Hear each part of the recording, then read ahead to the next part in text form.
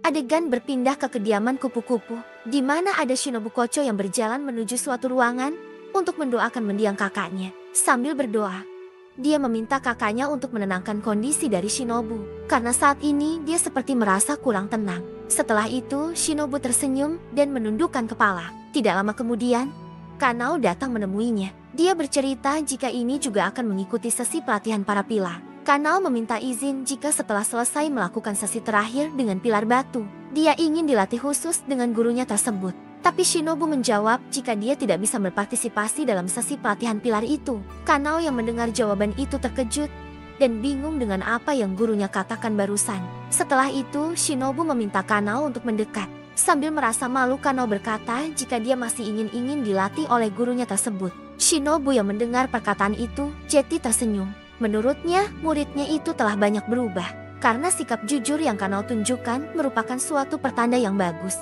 Menurutnya, ini mungkin adalah waktu yang tepat untuk mengatakan suatu rahasia kepada muridnya itu. Kanao yang mendengar hal itu, Jeti penasaran dengan apa yang gurunya maksudkan. Shinobu berkata jika dia akan memberitahu cara membunuh iblis bulan atas yang sebelumnya telah membunuh kakaknya, yaitu Kanai Kocho. Setelah itu, adegan kembali berpindah, kali ini ke kediaman Tamayo. Di dalam ruang kamarnya, Tamayo seperti sedang menulis sesuatu. Tidak lama kemudian, datanglah seekor gagak membawa pesan milik Oyakata Sama. Gagak tersebut menyapa iblis itu dan mencoba mengajaknya berbicara. Tamayo yang melihat kedatangan burung gagak tersebut merasa terkejut. Gagak itu mengaku jika dia sedang membawa pesan dari Ubuyashiki Kagaya. Menurutnya iblis itu sangat pintar dalam hal bersembunyi, karena Ubuyashiki memerlukan waktu yang cukup lama untuk melacaknya. Bahkan dia sampai tidak bisa bergerak. Tamayo bertanya kepada gagak itu, bagaimana caranya mereka bisa menemukan tempat persembunyiannya. Gagak itu bercerita, jika dia mencari koneksi orang-orang dan informasi dari pemilik rumah yang dia beli sebelumnya. Setelah itu, saat siang hari dia terus mengamati gerak-gerik dari Yoshiro. Mungkin karena dia adalah gagak, makanya tidak ada orang yang akan mencurigai dengan gerak-gerik yang dia lakukan. Gagak itu juga mengaku jika dia tidak berencana untuk melukai mereka berdua. Lalu Tamayo bertanya, alasan apa yang membuat gagak itu sampai datang ke kediamannya tersebut? Gagak yang ditanyai itu merasakan hawa ketidakpercayaan yang besar dari iblis tersebut. Dia merasa jika akan kesulitan mendapatkan kepercayaan dari Tamayo, seperti halnya dengan apa yang Tanjiro lakukan sebelumnya. Dalam benaknya, Tamayos merasa kebingungan dengan apa yang akan para pemburu iblis lakukan. Dia menduga apakah Ubuyashiki berencana untuk menipunya atau yang lainnya. Selain itu, jika para pemburu iblis bergerak mendekatinya, Tamayo juga merasa cemas dengan nasib dari Yoshiro nantinya. Gagak itu meminta Tamayo untuk tidak khawatir. Selain itu, dia juga tidak akan menyakiti Yoshiro. Bahkan mereka masih bisa mendengarkan langkah kaki dari aktivitas yang Yoshiro lakukan di lantai atas tersebut. Setelah itu, gagak tersebut mengajak Tamayo untuk membahas hal yang lebih serius lagi. Di antara para pemburu iblis, ada seorang ahli fisiologi dan farmasi tentang iblis. Kor pemburu iblis ingin mengundang Tamayo dalam penelitian yang sedang mereka lakukan. Dan itu termasuk meneliti perubahan yang terjadi pada Nezuko, yang saat ini telah berhasil menaklukkan matahari. Gagak tersebut menegaskan dan mengajak Tamayo bekerja sama dengan para pemburu iblis untuk mengalahkan Kibutsuji Muzan. Dia juga mengajak Tamayo itu untuk datang ke kediaman Ubuyashiki demi membahas persoalan ini lebih lanjut. Mendengar undangan itu membuat Tamayo amat sangat terkejut. Dia sampai berkeringat dan bingung harus mengambil sikap seperti apa dengan ajakan yang para pemburu iblis itu tawarkan. Karena seperti yang diketahui, Tamayo adalah seorang iblis dan dia telah diajak untuk mendatangi markas pemburu iblis yang keberadaannya saja sangat disembunyikan. Diperlihatkan Tanjiro yang sudah sepenuhnya pulih dari cedera. Dan di pagi hari itu, dia mengikuti sesi latihan pilar yang sudah lama dia nantikan. Saat menghadapi sesi pertama, dia bertemu dengan Uzui Tengen. Mantan pilar suara itu menyapa Tanjiro dengan riang gembira. Dia juga mendengar jika Tanjiro telah bertarung melawan iblis bulan lagi beberapa waktu yang lalu.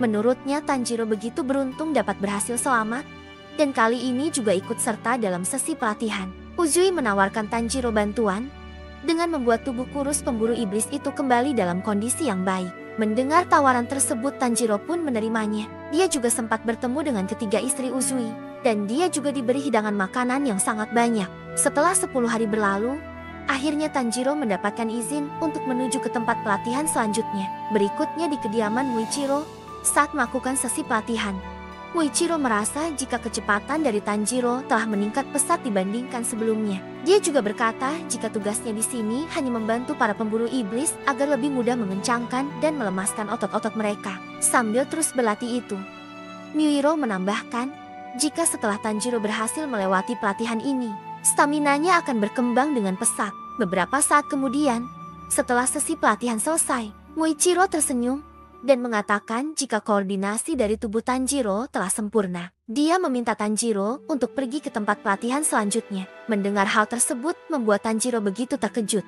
Karena di dojo ini, dia baru berlatih selama 5 hari saja. Akan tetapi dikarenakan Tanjiro berhasil melakukan semua perintah yang Muichiro ajarkan, akhirnya Tanjiro berhasil melalui sesi kedua dengan sangat mudah. Para pemburu iblis yang lain meminta keringanan kepada pilar kabut itu, karena mereka sudah berada di dojo ini selama 2 minggu. Tapi Muichiro menghina para pemburu iblis tersebut. Muichiro meminta para pemburu iblis itu untuk berlatih kembali dengan sangat keras.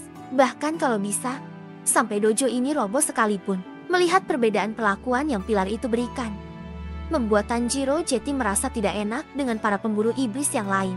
Sesi pelatihan berikutnya di kediaman Kanroji Misuri, sang pilar cinta. Saat Tanjiro datang ke rumah pilar cinta itu, Kanroji merasa sangat bahagia. Mereka saling menyapa satu sama lain. Setelah sampai di depan rumahnya, Tanjiro bertanya kepada Kanroji, apakah dia memelihara lebah di dalam rumahnya? Karena dia seperti mencium aroma madu yang begitu lezat. Kanroji merasa malu. Dia bercerita jika sangat menggemari madu dan mengoleskannya di roti kesukaannya. Setelah itu, Kanroji mengajak Tanjiro masuk ke dalam rumah dan akan membuatkan pemburu iblis itu pancake sebelum dia menjalani sesi pelatihan. Tanjiro yang mendengar nama roti itu merasa kebingungan, karena pancake adalah roti yang berasal dari Eropa, dan saat itu nama roti tersebut masih terdengar asing di kalangan masyarakat Jepang. Sesi pelatihan ketiga akhirnya dimulai. Para peserta disuruh berpakaian seperti seorang penari balet. Tentu saja dengan pakaian seperti itu, membuat Tanjiro dan para pemburu iblis yang lain jadi merasa malu. Apalagi pelatihan yang diberikan kepada mereka. Para pemburu iblis itu disuruh menari tanpa henti dan mengikuti irama musik yang pilar cinta itu nyalakan. Satu persatu para pemburu iblis juga diberikan pelatihan fleksibilitas. Sepertinya Kanroji sengaja dan akan meregangkan tubuh semua peserta menggunakan kekuatannya sendiri. Sesi pelatihan yang keempat berada di kediaman pilar ular yaitu Iguro Obanai. Tanjiro yang datang itu disambut dengan tatapan sinis penuh kebencian. Meski Tanjiro mencoba menyapa Iguro dengan wajah polos dan riang gembira, tetap saja Iguro tidak menyukai sikap dari Tanjiro. Apalagi dia telah mendengar cerita soal Tanjiro dari Kanroji, karena sebelumnya mereka sering bertukar surat satu sama lain.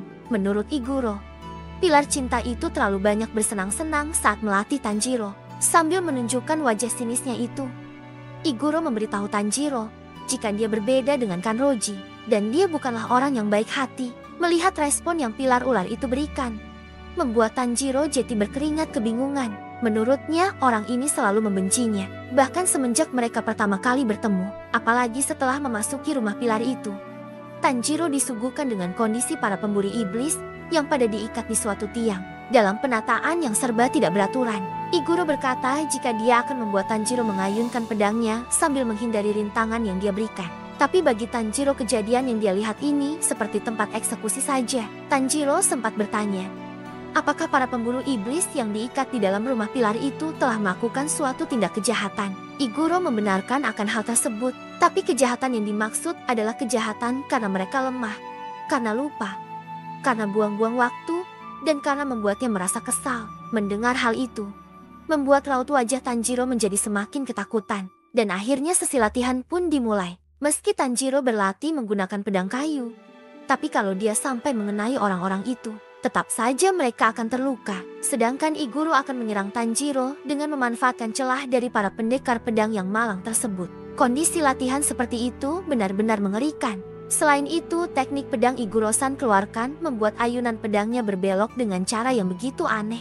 Tanjiro terus terkena serangan yang Iguro lancarkan. Sebenarnya dia menggunakan pedang yang sama dengan Tanjiro, tapi dia mampu membuat ayunan pedangnya melengkung seperti itu. Serangannya mampu melewati celah-celah kecil dan mengenai target.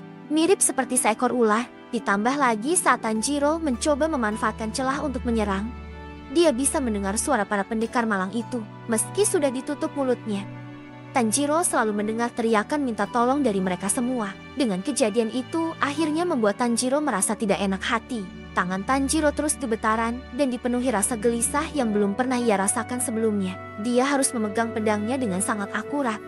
Atau jika tidak insiden akan terjadi. Namun setelah 4 hari berlalu, dia dapat mengendalikan pedangnya dengan akurasi yang belum pernah dia miliki sebelumnya. Tanjiro bahkan bisa menghindari serangan pilar ular tersebut dan membalasnya. Saat serangannya mengenai Haori yang dikenakan Iguro, sesi latihannya dianggap telah selesai. Sebelum berpisah, Iguro memberikan ucapan selamat tinggal dan meminta Tanjiro untuk tidak bersikap sok akrab dengan Kanroji lagi. Melihat sikap seperti itu dengan tubuh yang sudah babak belur, Tanjiro merasa sedih karena dia tetap dibenci oleh pilar tersebut.